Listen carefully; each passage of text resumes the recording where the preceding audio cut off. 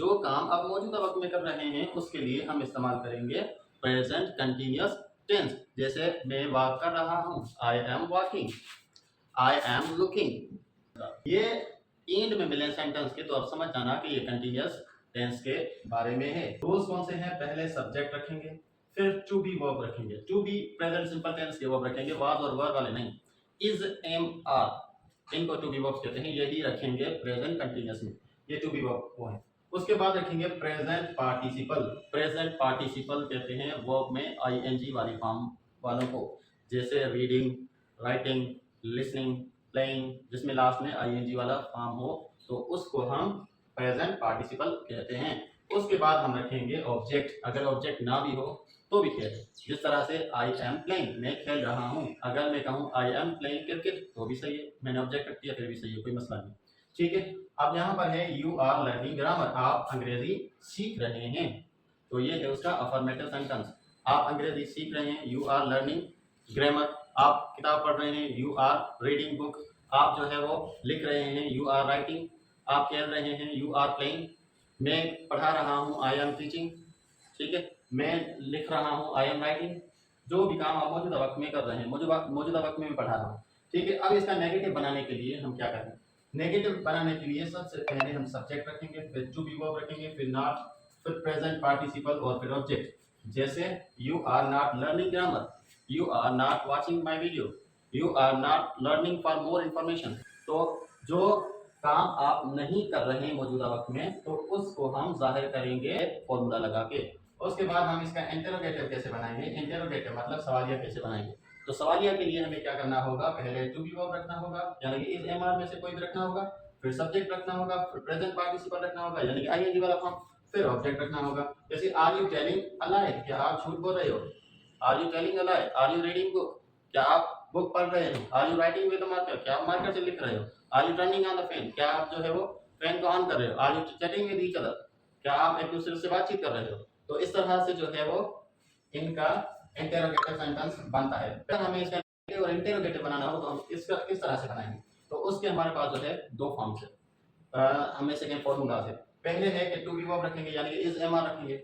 उसके बाद सब्जेक्ट रखेंगे, he, she, it, I, we, you में से कोई भी रखेंगे, या एक नाम लिखेंगे या दो नाम जो है वो ऐड कर देंगे, प्लूरल सब्जेक्ट। ठीक है। उसके बाद नॉट इस्तेमाल करेंगे, फिर प्रेजेंट पार्टिसिपल का इस्तेमाल करेंगे, फिर ऑब्जेक्ट। जैसे are you not telling a lie, are you not playing cricket, are you not watching my video, are you not translating the sentences. तो इस हिसाब से जो है हम इसको इस्तेमाल करेंगे। दूसरा जो हमारे पास इसका फॉर्म है वो है इजंट, आरंट, एंड। ठीक है। तो ये हम इस्तेमाल करेंगे, क्या करेंगे? आर और आर को नॉट के साथ जोड़ के आरंट का इस्तेमाल करेंगे।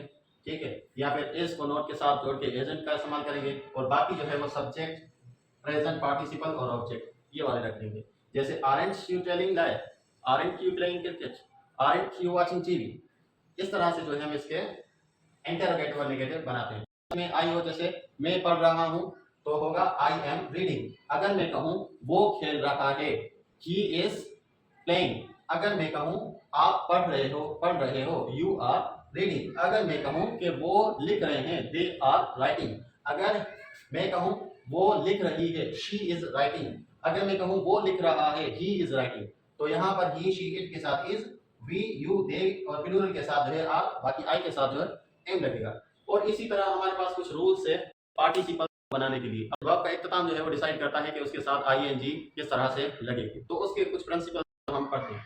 यहाँ पर कह रहा है जब वर्ब की एंडिंग जो है वो ई पर हो तो हम क्या करेंगे? उस ई को हटा के फिर आईएनजी लगाएंगे। जैसे यहाँ पर हमारे पास है वर्ड राइट, राइट जो है उसका इख्तिताम ई पर हो रहा है, तो हम क्या करेंगे? ई को हटा के बाकी जो है वो राइटिंग लिख देंगे। इस हिसाब से यहाँ पर वर्ड है मेक, ये इसका इख्तिताम जो है वो ई पर हो रहा है, हम क्या करेंगे? ई को रिमूव करके और आईएनजी लगाएंगे, मेकिंग। ठीक है।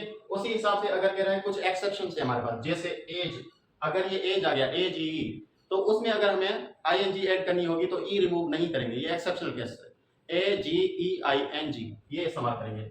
डी वाई ई ये डाई, तो इसके लिए भी हम क्या इस्तेमाल करेंगे? इसके लिए हालांकि वर्ब में एंडिंग में ई आ रहा है लेकिन हम क्या करेंगे? ई को हटाएंगे नहीं, direct D Y E I N G लिखते हैं। उसके अलावा है सिंग, एस आई एन जी ई, तो इसको लास्ट में जी हालांकि ई आ रहा है तो हम इसमें भी आईएनजी ऐड कर देंगे बगैर ई को हटाए, क्योंकि ये हमारे पास एक्सेप्शनल केस है। उसके बाद हम हमारे पास कह रहा है अगर वर्ब में डबल ई आ जाए, वर्ब की एंडिंग जो है वो डबल ई पर हो जाए, तब हम क्या करेंगे, तब हम जो है ये कांस्टेंट रख लेंगे, यानी कि इसकी छेड़छाड़ नहीं करेंगे, सिंपल आईएनजी ऐड कर देंगे जैसे सीइंग। उसके बाद है यानी कि कोई कांसोनेंट, वर्ब के लास्ट में कोई कांसोनेंट आ रहा है और कांसोनेंट से पहले वोवेल आ रहा है, तो हम क्या करेंगे, कांसोनेंट को डबल कर देंगे। जैसे यहाँ पर पुट है, पुट टी जो है वो कांसोनेंट है और उससे पहले जो है वो वोवेल आ रहा है, यू जो है वो वोवेल आ रहा है, तो हम क्या करेंगे, इस कॉन्सोनेंट को डबल कर देंगे, जैसे P U double T I N जी।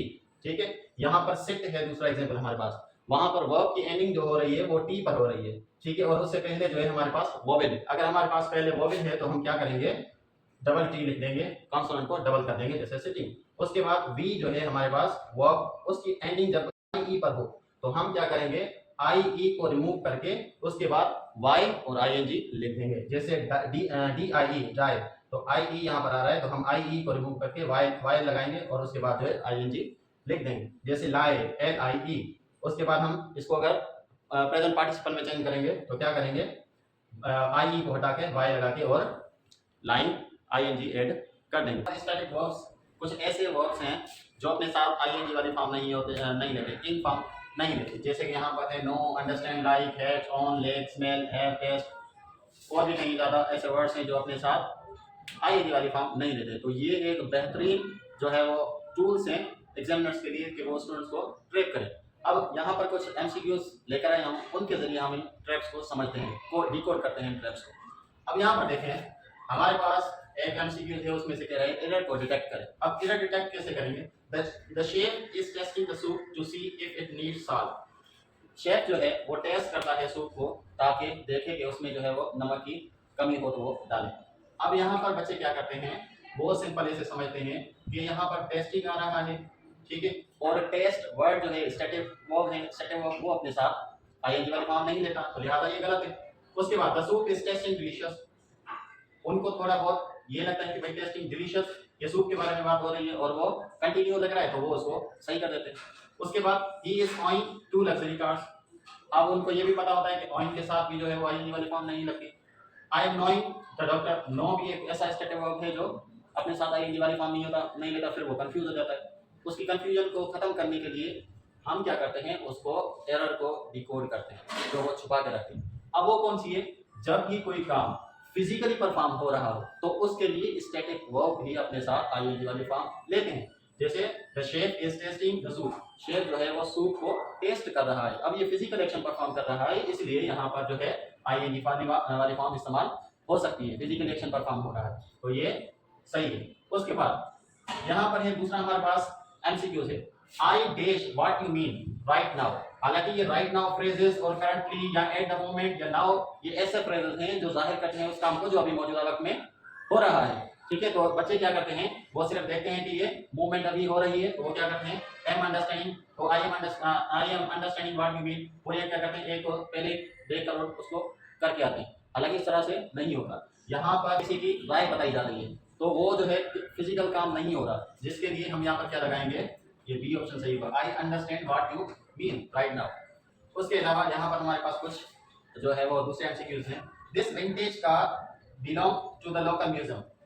अब यहाँ पर क्या होगा, यहाँ पर भी हम क्या लगाएंगे, ये बिलोंग जो है अपने साथ आईएनजी वाली फॉर्म नहीं लेता, इसको हम प्रेजेंट सिंपल टेंस में लिखेंगे, this vintage car belongs to the local museum.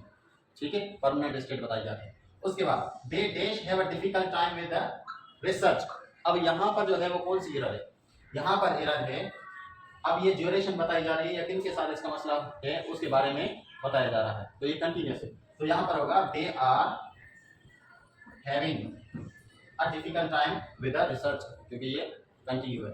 उसके अलावा जो इनके पास ट्रैक करने के लिए जो चीज़ें हैं वो है प्रेजेंट कंटिन्यूस टेंस जो है वो जनरल फैक्ट्स नहीं बताता, यूनिवर्सल ट्रुथ के बारे में नहीं बताता, इसलिए यहाँ पर जो सेंटेंस दिया हुआ है Pakistan is lying in South Asia, ये जनरल ट्रुथ है, तो इसके लिए जो है वो लाइन नहीं लगेगा क्योंकि general truth present simple tense बताता है, तो इसका होगा पाकिस्तान लाए, ये ऐसा आएगा क्योंकि ये सिंगुलर नेम है, Pakistan lies in South Asia. ठीक है, उसके अलावा दूसरा है हमारे पास the earth is moving around the sun, ये भी यूनिवर्सल फैक्ट है, लेकिन दिखने में तो जुमला सही नजर आ रहा है, लेकिन इसको हम क्या करेंगे, प्रेजेंट सिंपल टेंस में लिखेंगे। ये कंटिन्यूअस टेंस में नहीं होगा, तो ये होगा the earth moves around the sun. ये है इसका तरीके का। दूसरा कुछ एमसीक्यूज लेकर आया हूँ आपकी प्रैक्टिस के लिए, उनके लिए आप यहाँ पर देखें। ठीक है, अब यहाँ पर आप देखें कि आपको जो है वो कहाँ पर मुश्किलात हो रही है। अगर आपको मुश्किलात हो रही है तो हमसे पूछ सकते हैं। सेंटर ये वीडियो को पास करें और यहाँ पर देखें, जहाँ पर आपको मुश्किलात हो रही है तो हम वैसे ही सॉल्व करते हैं। ठीक है, अब यहाँ पर है पहला sentence, she dash lunch at a moment. अब ये जो है डेश जो बीच में आ रहा है, लेकिन बात हो रही है लंच की, यहाँ पर खाने की बात हो रही है, तो जो काम जारी है तो उसके लिए हम आईएनजी वाली फॉर्म इस्तेमाल कर सकते हैं। She is having lunch at a moment. ठीक है, इज हैविंग जब आप खाना खा रहे हो, I am having dinner, you are having tea, you are having tea, ये भी कर सकते हैं। ठीक है, जो काम आप कंटिन्यू कर रहे हो मौजूदा वक्त में, तो इसके लिए हम क्या इस्तेमाल करेंगे, उसका कंटिन्यूस फॉर्म। उसके बाद she dash a new laptop.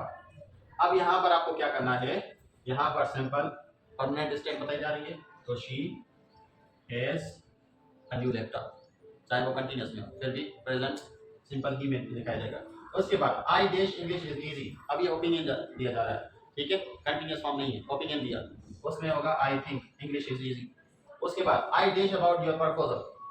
अब यहाँ पर जो है वो प्रपोजल के बारे में कुछ किया जा रहा है, काम किया जा रहा है, तो यहाँ पर क्या होगा, I am thinking about your proposal. ठीक है, फिजिकली कोई काम होगा। उसके बाद I dash what you mean, I dash what you mean, अभी आप खुद करें, आई एम सीइंग या सा होगा।